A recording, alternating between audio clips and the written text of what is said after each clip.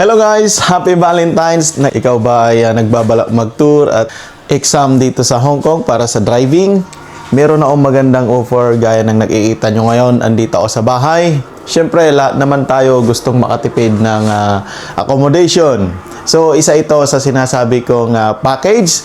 Makikita nyo itong kung saan ako nakatayo ngayon. May double deck dito sa labas. At the same time, may mga rooms. Yan, 1, 2, tapos ito pa. At the same time, meron pa tayong kitchen. Ito, so which is pwede kang magluto kapag andito ka. At ito ang toilet and bathroom. Dalawa yan.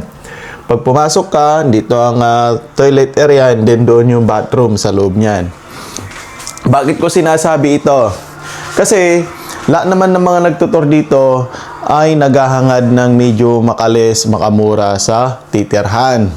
Ngayon, ito yung kasama sa package na sinasabi ko na kapag nagpa-assist ka at nasa Pilipinas ka, ang bibilhin mo lang ay air ticket at ako na ang bahala sa mga ibang documents na mahigpit ang ating mga ayo sa Pilipinas. So, kailangan mo ng tinatawag na hotel booking.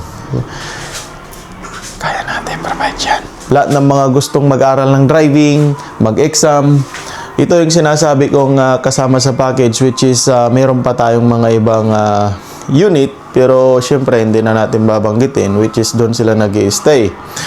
Yung mga iba na hindi na kayang i-accommodate ng kung saan andito tayo ngayon sa bahay. Sa lahat ng mga gusto mag-aral ng driving dito sa Hong Kong para makapag-apply as a driver, ito na yung iniintay ninyo. Ito yung pinakamabilis na paraan para makapagtrabaho dito. Dahil kung mag-tour ka lang at maghanap ka ng trabaho dito, suntok sa buwan yan. Kaya ako ginagawa to dahil alam ko andito yung future ninyo. At the same time, maganda ang bigayan pagdating sa mga drivers dito sa Hong Kong. Mataas ang sahod, medyo magaan ang trabaho.